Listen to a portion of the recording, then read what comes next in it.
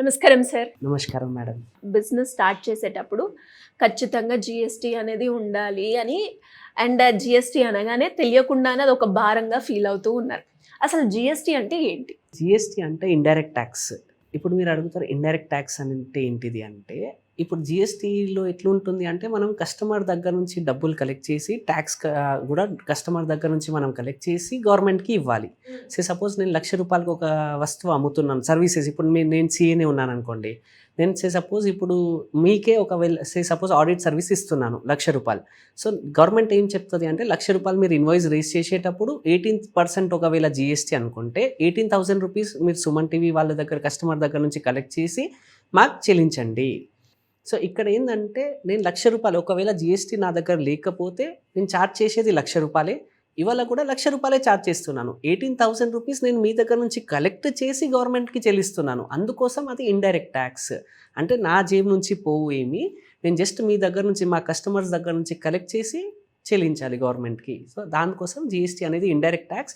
అది భారంగా ఫీల్ అవ్వకూడదు, కానీ అది ఏంటంటే మిత్ ఉంది. స్టార్టింగ్ నుంచి ఏది మనం డిఫికల్ట్ ఏదో అనుకుంటూ ఉన్నామో, ఇది కూడా అట్లా జనాలకి స్టార్టింగ్ నుంచి ఆ వ్యాట్ ఎక్సైజ్. ఇప్పుడు ఏంటంటే, ఇప్పుడు జీఎస్టీ కంటే ముందు రకరకాల ట్యాక్స్ ఉండేది.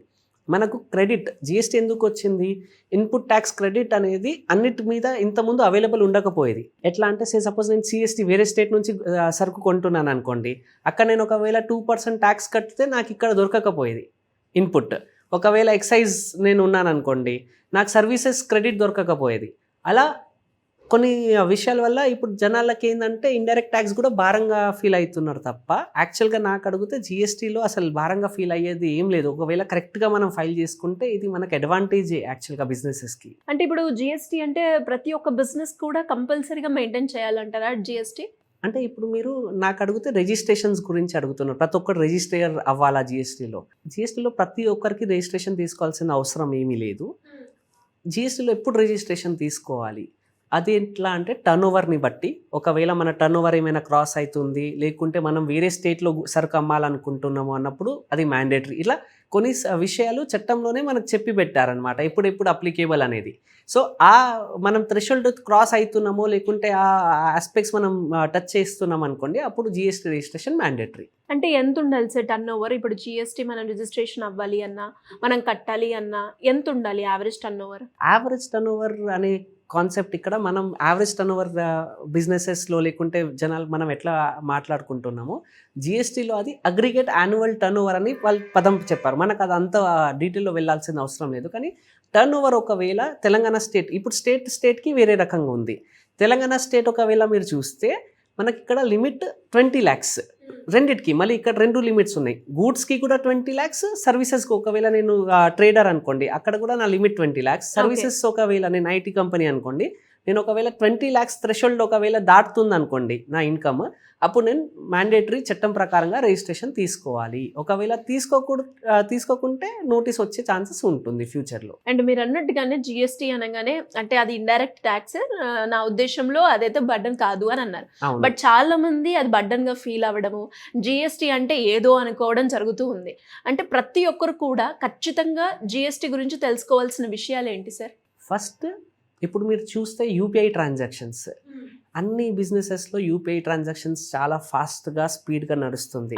ఇప్పుడు లిమిట్ ఎంత మేడం మీరే చెప్పండి, మనం డిస్కస్ చేసాము 20 lakhs. 20 lakhs డివైడెడ్ బై 365 మీరు ఒకవేళ చేస్తే అది ఎంతో కొంత థౌజండ్స్లో వస్తుంది, 5,000 ఎంతో. అది మీరు చూస్తే చిన్న ట్రేడర్స్ కూడా వాళ్ళకి అవగాహన ఉండకపోవడం వల్ల 20 lakhs టర్న్ ఓవర్ క్రాస్ అవుతున్నారు. ఒకప్పుడు క్యాష్లో మనకు జరిగేటప్పుడు మిస్ అయ్యేది రిజిస్ట్రేషన్ తీసుకోవడం, ఎందుకంటే క్యాష్లో మన చేతిలో ఉండేది కొంచెం. ఇప్పుడు యూపీఐ ట్రాన్సాక్షన్స్ వచ్చేసరికి అది ఎట్లా అంటే, మీ బ్యాంక్ స్టేట్మెంట్ మీరు మారచ్చా చెప్పండి? మారలేరు. సో ఇప్పుడు అది జిఎస్టీ అయినా ఇన్కమ్ ట్యాక్స్ వాళ్ళకి అంతా తెలుస్తుంది మన గురించి. సో మీరే చెప్పండి, కామన్ మిస్టేక్ మీరు నాకు అడిగితే ఇది నాకు ఒకటి అనిపిస్తుంది, దట్ చిన్న బిజినెసెస్ కూడా 20 lakhs క్రాస్ అవుతున్నారు. ఈవెన్ మన ప్లంబర్, ఎలక్ట్రీషియన్ ఇవాళ చూస్తే మంచిగానే ఉన్నారు, కానీ వాళ్ళు 20 lakhs దాటుతుంది ఆ అవగాహన వాళ్ళకి లేదు. సపోజ్ ఇప్పుడు నేనే ఉన్నాను, నా బిజినెస్ ఉంది, నేను జీఎస్టీలో రిజిస్ట్రేషన్ తీసుకుని ఉంటాను. సపోజ్ నేను జీఎస్టీ నా బిజినెస్ కోసమే నేను సపోజ్ ఈ సోఫా తీసుకున్నాను అనుకోండి, దీనికి కూడా నేను పర్చేస్ చేసేటప్పుడు జిఎస్టీ తగిలి వస్తుంది నాకు. ఓహో అది నేను ఇన్పుట్ తీసుకోవచ్చు. సపోజ్ ఇదే ఆడిట్ సర్వీసెస్ నేను అనుకుంటే నేను 18,000 రూపీస్ గవర్నమెంట్కి ట్యాక్స్ కట్టాలి కదా. అవును ఈ సోఫా నేను 50,000లో తీసుకున్నాను, 9,000 రూపీస్ జిఎస్టీ ఉండే. సో ఈ నేను షాప్ అతనికి 59,000 మనం ఇచ్చాము. సో ఈ 9,000 రూపీస్ మనకు ఆఫ్సెట్ మనం చేయొచ్చు, క్రెడిట్ లాగా దొరుకుతుంది. దానికి ఇన్పుట్ ట్యాక్స్ క్రెడిట్ అని మనం జిఎస్టీలో చెప్తాము. సో అది నేను ఇప్పుడు డిపార్ట్మెంట్కి డబ్బులు ఇచ్చేటప్పుడు నేను 18,000 రూపీస్లో 9,000 రూపీస్ దీనికి ఇచ్చాను, ఆల్రెడీగా నేను జిఎస్టీ మీకు చెల్లించాను. సో నేను ఓన్లీ 9,000 రూపీసే మీకు ఇస్తాను లాగా చెప్పచ్చు. ఓహో ఆ బిజినెస్ చేసే ప్రాసెస్ లో బిజినెస్ యూజ్ చేసే థింగ్స్ అయినా సర్వీసెస్ అయినా ప్రోడక్ట్ అయినా కూడా అలా కూడా మనం రెడ్యూస్ చేసుకోవచ్చు. ఓకే సో దానికి ఏంటంటే ఇన్పుట్ ట్యాక్స్ క్రెడిట్ అని కాన్సెప్ట్ చెప్తాము. ఈ కాన్సెప్ట్ మనం కరెక్ట్గా పాటిస్తే మన అవుట్పుట్ లయబిలిటీని మనం కరెక్ట్గా చూపించి ఇన్పుట్ ట్యాక్స్ క్రెడిట్ని ఆఫ్సెట్ చేసి కరెక్ట్గా గవర్నమెంట్కి డబ్బులు చెల్లిస్తే మనకు లాభం కూడా జిఎస్టీ. అండ్ చాలా మందికి కూడా డౌట్ కూడా ఉంటుంది, జిఎస్టీ అసలు లాభమా నష్టమా అని. అంటే ఇండైరెక్ట్ ట్యాక్స్లో నష్టం ఉండదు మేడం. ఓన్లీ మనం కరెక్ట్గా పాటించలేదు అనుకోండి, అప్పుడే నష్టం. ఓకే ఒకవేళ కరెక్ట్గా పాటిస్తే, నేను ఎగ్జాంపుల్ ఉదాహరణతో చెప్పాను చూడండి, మనం కలెక్ట్ చేసి గవర్నమెంట్కి ఇస్తున్నాము. సో దానికి నాకు అడిగితే నష్టం అయితే ఏమీ లేదు. ఓన్లీ ఏంటంటే ఇప్పుడు నోటీస్ మనకు వచ్చేది 3-4 ఇయర్స్ తర్వాత, అప్పటికి ట్రాన్సాక్షన్ జరిగిపోతుంది, అవగాహన ఉండదు. సో జనాలు అప్పుడు భారంగా ఫీల్ అవుతారు, అబ్బా మళ్ళీ నోటీస్ వచ్చింది అనేది. కరెక్ట్గా పాటిస్తే నోటీసే రాకపోయేది కదా. సో కరెక్ట్గా మనం పాటిస్తే నాకు అడిగితే ఇది మంచిదే బిజినెసెస్కి. ఎందుకంటే అన్ని ఇన్పుట్స్ దొరుకుతాయి. సపోజ్ నేను మొబైల్ కూడా తీసుకున్నాను అనుకోండి, అది నిజంగా బిజినెస్ కోసమే ఉంటే, ఏసీ తీసుకున్నాను బిజినెస్ పరంగానే ఉంటే, అవన్నిటికీ ఇన్పుట్ కూడా దొరుకుతుంది కదా నాకు. సో అది మంచిదే జిఎస్టీ ఒక బిజినెస్కి అయితే. జనరల్గా ఎట్లుంటుంది అంటే ఇప్పుడు నేను సపోజ్ లిమిట్ క్రాస్ అయింది, నాకు 20 lakhs రూపీస్ క్రాస్ అయింది. బిజినెస్ వాళ్ళు ఏమనుకుంటున్నారు అంటే అప్పటికప్పుడు మాకు నోటీస్ ఇస్తే మంచిది. ఓకే మీరు 3 years తర్వాత నోటీస్ వరకు వాళ్ళకి దగ్గర టైం ఉంటుంది కాబట్టి వాళ్ళు జనరల్గా ఇప్పుడు ఎవరైనా మనకి 20 తారీఖు వరకు మనం ట్యాక్స్ చెల్లించవచ్చు అన్నప్పుడు మనం 18th, 19th, 20th పే చేస్తాం. వాళ్ళ డిపార్ట్మెంట్ కూడా టైం ఉంటుంది కాబట్టి వాళ్ళు ఆ టైం వరకు నోటీస్ పంపిస్తారు. అప్పటికి 2 సంవత్సరాలు గడిచిపోతాయి. సో ఆ 2 సంవత్సరాల్లో సపోజ్ నేను 50 లక్షలు టర్న్ ఓవర్ చేసి ఉంటాను. ఆ 50 లక్షలు ఒకవేళ నా జిఎస్టీ రేట్ నా సర్వీసెస్ మీద 18% అనుకోండి, 50 lakhs ఇంటూ 18% గవర్నమెంట్ ఇంట్రెస్ట్ పెనాల్టీతో అప్పుడు తీసుకుంటుంది మన దగ్గర నుంచి. సో అప్పుడు ఏంటంటే 9 lakhs rupees tax amount plus interest plus penalty దాదాపు అదే 15 లక్షలు అవుతుంది. అందుకోసమే జనాలకి జిఎస్టీ భారంగా అనిపిస్తుంది. ఒకటేసారి ఇప్పుడు మీరు మీ జేబు నుంచి కడుతున్నారు కదా, ఎందుకంటే మీరు జిఎస్టీ బిల్ ఇస్తే అదొకటికి ఇన్పుట్ వచ్చేది, మీకు అతను డబ్బులు ఇచ్చేది, మీరు గవర్నమెంట్కి చెల్లించేది. మీరు డబ్బులు తీసుకోలేదు, జిఎస్టీలో మీరు రిజిస్టర్ లేరు అనేది 2 years తర్వాత నోటీస్ వచ్చేటప్పుడు మీరు మీ జేబులో నుంచి కట్టాల్సింది వస్తుంది.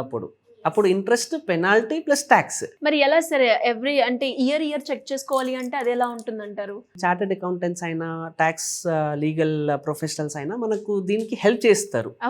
చిన్న బిజినెసెస్ తనతో చేయాలనుకుంటే చేయొచ్చు, లేదంటే వీళ్ళు హెల్ప్ చేస్తారు. పాయింట్ ఏంటంటే మనకు వీళ్ళకి అప్రోచ్ అవ్వాలి. అక్కడ మనం మిస్ అయిపోతాం. ఇప్పుడు మనం ఏంటంటే సపోజ్ ఇప్పుడు హైదరాబాద్ మనం కూడా వన్ ఆఫ్ ద ఇప్పుడు ఇంపార్టెంట్ భాగం స్టార్టప్స్కి. సో ఇప్పుడు మీరు స్టార్టప్స్కి చూస్తే ఫస్ట్ ఎట్లా అనిపిస్తుంది దట్ నేను జిఎస్టీ ఇప్పుడు ఎందుకు తీసుకోవాలి, రెవెన్యూ జనరేషన్ నాకు ఇప్పుడు స్టార్ట్ అవ్వలేదు కదా. కానీ అంత దాదాపు కోట్ల రూపాయలు ఖర్చు పెట్టేస్తారు ముందే. సో నేను ఒక 30 మంది స్టాఫ్కి, ఇన్ఫ్రాస్ట్రక్చర్ స్టాఫ్కి, రెంట్కి, అన్నిటికీ నేను చేస్తాను. ప్రతి దగ్గర జిఎస్టీ తగులుతుంది. సో ఈ ఇన్పుట్ అనేది కనీసం అక్యూములేట్ అవుతుంది కదా. 2 years తర్వాత నేను రెవెన్యూ జనరేషన్ స్టార్ట్ చేస్తే అప్పుడు నేను ఈ ఇన్పుట్ ఆఫ్సెట్ చేయొచ్చు కదా అనే అవగాహన ఎవరిస్తారు? మనకు ఎవరైనా వచ్చి అడిగితే. సో అలా మీరు ఈ సర్వీసెస్ కూడా ఇస్తూ ఉంటారు క్లయింట్స్ కి? ఇస్తూ ఉంటాం కదా, అదే మా ఫోర్టే. ఇప్పుడు నేను కరెక్ట్గా సపోజ్ అతనికి ఫ్యూచర్లో రెవెన్యూ జనరేషన్ తర్వాత ఉంది, ఇప్పుడు కూడా చాలా తక్కువనే ఉన్నాయి అనుకోండి ఎక్స్పెండిచర్స్, మనమే జిఎస్టీ తర్వాత తీసుకోండి అంటాము. కానీ ఇలాంటి కేసెస్లో సపోజ్ మీరు మ్యానుఫ్యాక్చరింగ్ యూనిట్ సెటప్ చేస్తున్నారు, స్టార్టింగ్లో చాలా డబ్బులు ఖర్చు అవుతాయి. సో అప్పుడు ముందుగానే తీసుకుంటేనే బెనిఫిట్ బిజినెస్కి. ఇంకెవరికైనా కూడా జిఎస్టీకి సంబంధించి ఎలాంటి ఇన్ఫర్మేషన్ కావాలి అన్నా కూడా మిమ్మల్ని అప్రోచ్ అయితే ఆ సర్వీసెస్ అనేవి మాకు దొరుకుతాయి అంటారు. అవునండి. Thank you so much sir. Thank you madam.